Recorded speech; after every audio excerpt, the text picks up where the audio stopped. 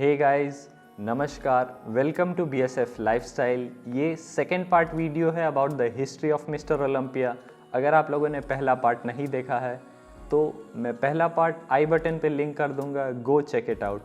तो टाइम ना वेस्ट करते हुए स्टार्ट करते हैं second part from 1992 to present day.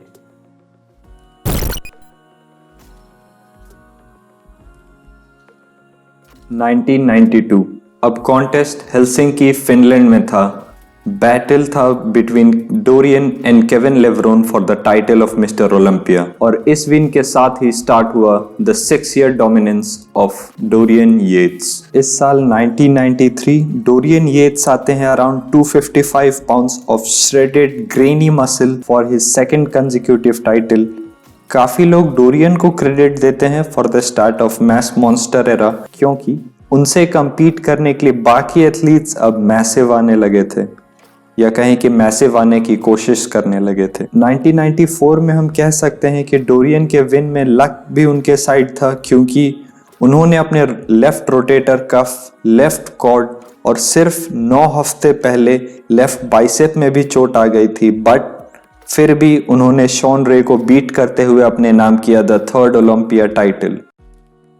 1995 में डोरियन आते हैं अपने one of the best shape of life में और जीतते हैं the title of Mister Olympia against Nasser El Sonbaty and Kevin लेवरोन।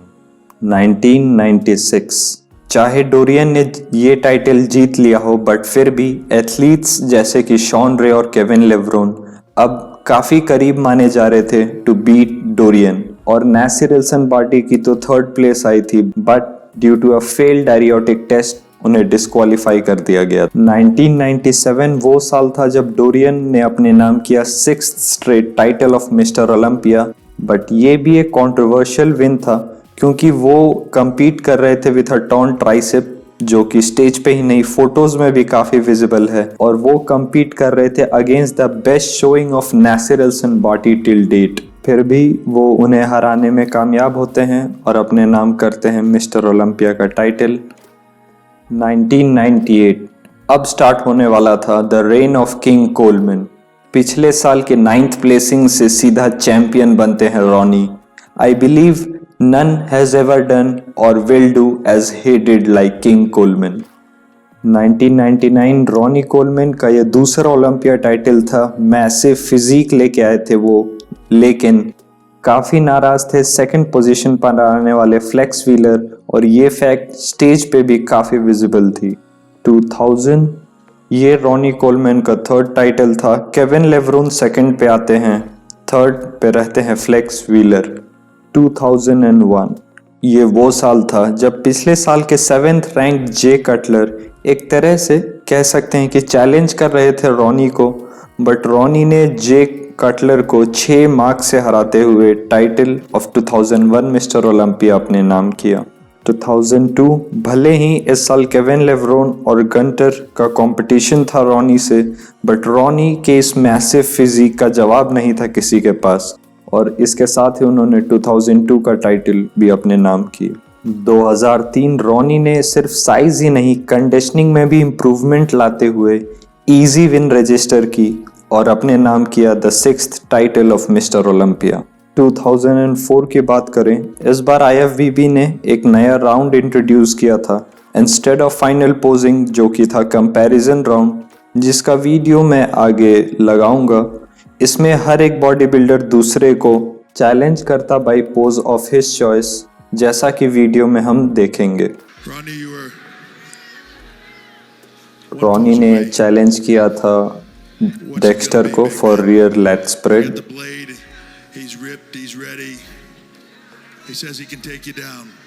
What's your answer? Rear lat lights out spread.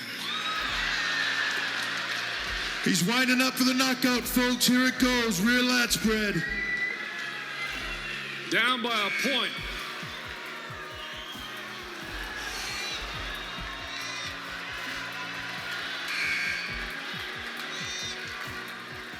Who gets the 2 point points? मिला Ronnie को। Our judges say Ronnie Coleman.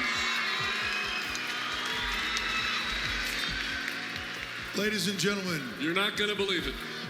Ladies and gentlemen, There's 1 point difference between Ron Coleman and Jay Cutler. This pose is worth 2 points. The winner of this pose is Mr. Olympia.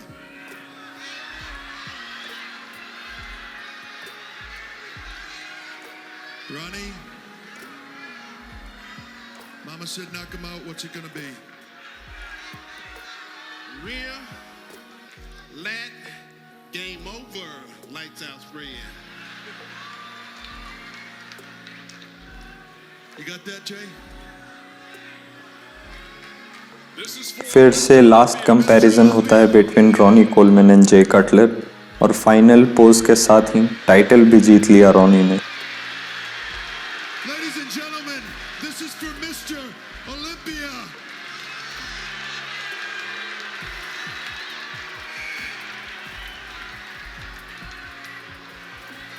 Ladies and gentlemen, who is it gonna be? Ronnie Coleman, Ronnie Coleman is Mr. Mr. Olympia. Olympia.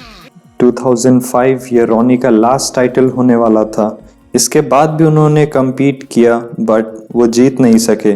इस बार जे Cutler second आते हैं, Gustavo Badell third. Jay Cutler उन्हें continuously push करते रहते हैं but इस साल भी it wasn't enough to dethrone Ronnie Coleman. 2006 इस बार पिछले 4 ओलंपिया में सेकंड आने के बाद जे कटलर बनते हैं चैंपियन और रॉनी कोलमैन आते हैं सेकंड पे। थर्ड पे रहते हैं विक्टर मार्टिनेज और फोर्थ पे डेक्स्टर जैक्सन। इस बार भी फाइनल कंपैरिजन रॉनी और जे के बीच ही था बट इस बार जे कटलर रॉनी को हराने में सक्सेसफुल होते हैं और अपने नाम करते हैं फर्स्ट टाइटल।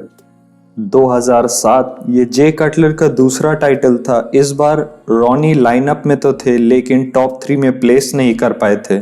सेकंड पे थे विक्टर मार्टिनेज, थर्ड पे डेक्स्टर जैक्सन और रॉनी फोर्थ पे थे। इस बार ओलंपिया स्टेज से ही रॉनी कोलमैन ने रिटायरमेंट ले ली और जे कटलर बन चुके थे 2 टाइम ओलंपिया चैंपियन। 2008 इस साल रॉनी कम्पीट नहीं कर रहे थे, शायद इसीलिए जे कटलर लगता ढीले पड़ गए थे। उन्हें हरा दिया था द ब्लेड डेक्स्टर जैक्सन ने विथ एन अमेजिंग कंडीशनिंग।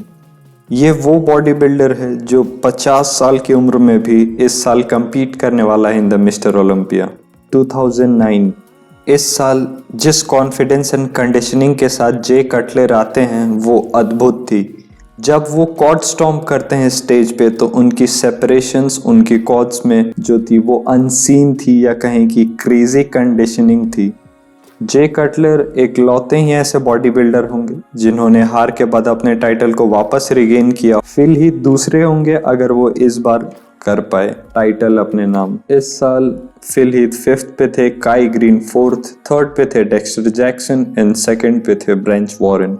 2010 इस साल फिल साइज में थोड़े कम थे बट वो पुश जरूर कर रहे थे जे कटलर को। ब्रेंच वॉरेन 3rd पे रहे but Jay Cutler had enough size to defeat Phil Heath और बन जाते हैं 4 टाइम मिस्टर ओलंपिया चैंपियन। 2011 अब बारी थी द गिफ्ट फिल हीथ की। वो हराते हैं अपने आइडल जे कटलर को क्योंकि फिल अब फुल डेवलप्ड थे और अब उनकी 3D लुकिंग स्ट्रक्चर का किसी के पास जवाब नहीं था। जे कटलर आते हैं 2nd पोजीशन पे, काई ग्रीन 3rd पे। 2012 अब Kai Greene and Phil Heath की राइवलरी स्टार्ट हो गई थी but Phil did manage to beat Kai Greene जिनकी 2nd प्लेस आई थी और शॉन रोडन की 3rd। ये सिर्फ 2nd विन था ऑफ द टोटल 7 टाइटल्स जो कि फिल हीथ ने जीती। 2013 फिर से काई 2nd आते हैं, फिल हीथ के नाम होता है टाइटल। 6th पोजीशन आने के बाद जे कटलर ने रिटायरमेंट ले ली फ्रॉम ओलंपिया स्टेज। 2014 पिछली बार की तरह काई 2nd, फिल 1st। अब ये राइवलरी सीरियस हो गई थी, अब स्टेज पे भी काफी हद तक विजिबल थी but I strongly believe with such back development and 3D structure Kai Greene was no match to Phil Heath. अगर आप ध्यान से देखोगे तो आप समझ जाओगे कि why Phil is nicknamed as the gift. 2015 Olympia में अब काई ग्रीन नहीं थे। फिल के स्ट्रक्चर एंड कंडीशनिंग का जवाब किसी के पास नहीं था और डोमिनेंट तरीके से फिल ने 5th title of Mister Olympia अपने नाम किया। 2016 ये फिल का 6th ओलंपिया टाइटल था and also return of Kevin Levrone. Shawn Rhoden की सेकंड पोजीशन रही थी। फिर भी मेरे अकॉर्डिंग फिल की ये रिलेटिवली इजी जीत रजिस्टर की। 2017 फिल जीत चुके थे अपना 7th टाइटल इस साल भी, but not without backlash. He had a visible gut extension, साथ ही big Ramy pose by pose Phil Heath को काफी पुश कर रहे थे। मेनी पीपल बिलीव कि big Ramy should have won that year's Olympia, but I will still go with जजेस जिन्होंने फिल हित को डिक्लेयर किया था द विनर। 2018 ये साल था शॉन फ्लेक्सथ्रॉन रोडिन का, ये साल था चेंज का।